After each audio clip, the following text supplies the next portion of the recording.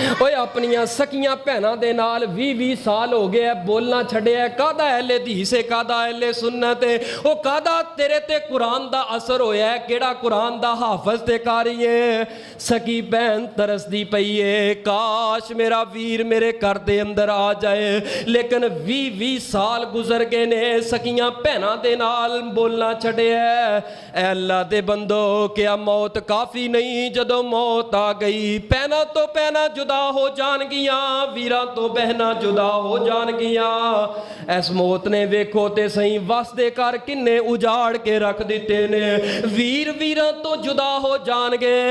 अज जिउंदे जी भैनां दे नाल रिश्ते ना तोड़ अज जिउंदे जी भरावां दे नाल ताल्लुक नाते ना तोड़। अगर ते तेरे कोल कुरान दी दौलत है प्यारे हो ए कुरान ते रो रो के कह रहे है वास्ता दे के कह रहा है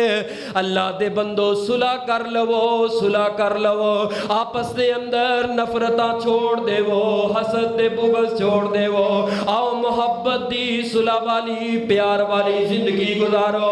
मेरे पैगंबर अलैहिस्सलातु वस्सलाम नू इन्ने दुख ते परेशानियां दित्तियां ने लेकिन मेरे पैगंबर की कहंदे ने मक्के वालियां दे हक दे अंदर सुमामा हरम दे मुजावर पास काबे दे डेरे ने पावे ने काफर पर ओ दाद के मेरे ने रब दे गवांडी डाडे भुख ने ओलेरे ने बहुता नहीं गुस्सा चंगा आदत ने